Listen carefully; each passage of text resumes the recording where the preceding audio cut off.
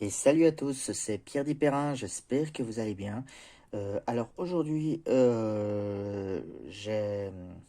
Bon, c'est pas vraiment un tuto aujourd'hui, ça va être plutôt une vidéo conseil. Parce que voilà, j'étais parti pour faire l'entretien du moteur complètement. Alors, parce que ces derniers temps, elle avait tendance à un peu brouter ou de caler un peu pour rien. Alors au départ, c'était un souci de carbu. J'avais une fuite d'air, une fuite dans le... Merde, comment ça s'appelle? Dans l'axe du papillon des gaz, sur le carbu qui est le simple corps que j'avais. Bon, c'est pas celui-là, ça c'est une refabrication que j'ai testé mais qui est encore plus pourrie. Je sais pas où il est l'autre, je crois que je l'ai démonté là-haut, chez moi, ouais, il doit être encore là-haut. Et donc j'avais plus de carbu simple corps potable, mais du coup alors j'ai remonté le double corps qui après vérification en fait j'avais juste très mal serré parce que j'ai pas beaucoup d'accès moi au niveau des écrous de fixation de carbu.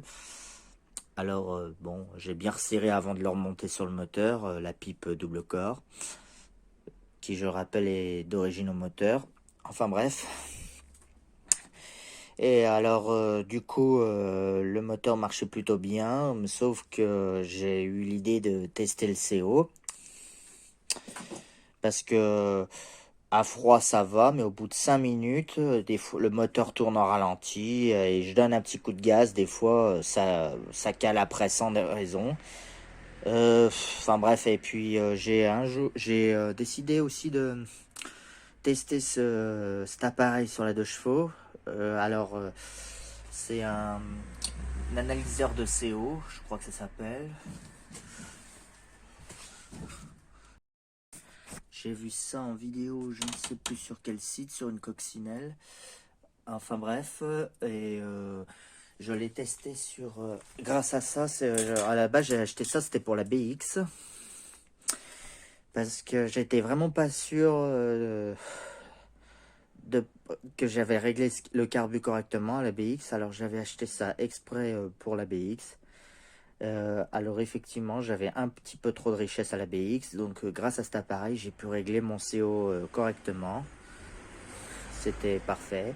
J'ai même testé sur la Renault 11 et la Super 5, qui sont mes deux autres véhicules à carbu. Ils fonctionnent super bien. Par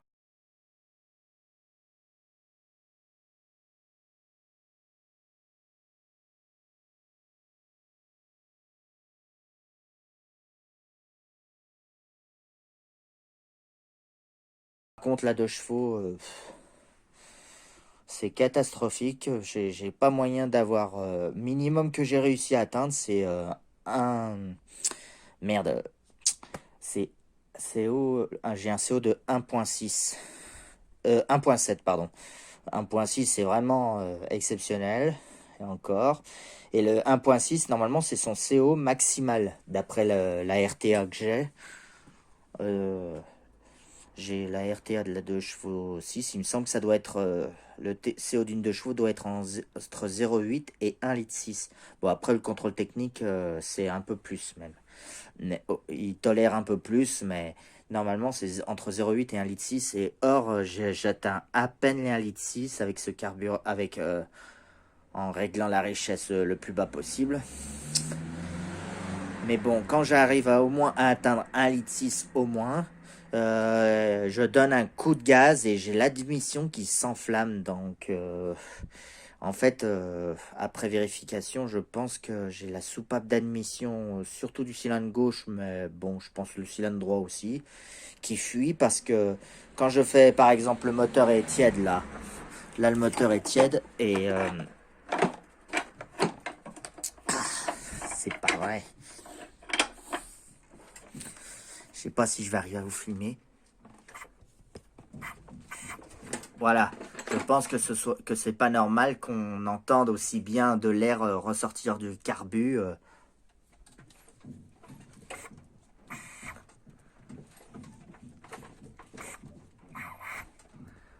Voilà, donc je pense que mes deux soupapes d'admission sont un peu nazes. Après, je sais pas combien de temps a ce moteur exactement. Et je sais même pas si l'ancien proprio avait fait quelque chose. Je sais qu'il avait bien retapé la carrosserie, mais pas le. Je sais pas s'il avait fait quelque chose au moteur. Alors, et puis quand je compare les contrôles techniques de cette 2 chevaux et la dernière de la verte, le CO était quand même plus élevé sur celle-là qu'à la verte. Donc, je. Et jusqu'à présent, c'est vrai que je n'ai jamais eu d'appareil à mesurer le CO. Donc en fait, je pense que je suis parti pour soit refaire les culasses pour rectifier les sièges de soupape ou les soupapes en elles-mêmes. Je sais pas si ça se rectifie ça. Ou soit, est-ce que je fais comme j'avais fait la 2 chevaux verte, investir dans des culasses échange standard. Je sais pas. Ou alors, dans tout ce que je vous ai expliqué, est-ce que j'aurais fait une boulette qui parce que j'ai aussi vérifié avant que vous me mettez en commentaire, j'ai aussi vérifié les culbuteurs. Je les ai même détendus un peu excessivement, juste pour en faisant un peu le tourner le moteur pour voir si l'as finit par se rectifier si jamais c'était le culbuteur qui était bridé. Mais après contrôle, ils étaient pas bridés du tout, hein. Ils étaient bons à régler, oui, mais ils étaient pas machinés du tout.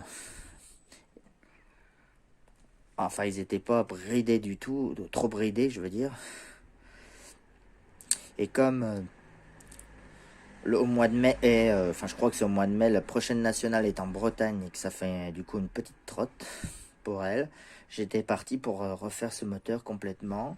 Enfin, refaire l'entretien complet, quoi. Mais là, je crois que je vais avoir du boulot en plus. Va falloir que je démonte les culasses, à mon avis. Alors, moi, j'hésite. Soit je les envoie à un spécialiste pour rectifier les culasses, soit. Je sais pas.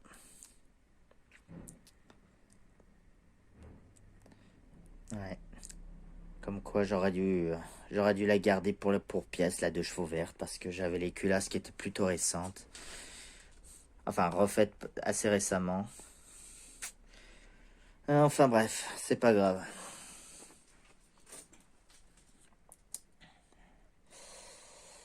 Donc je suis du coup parti pour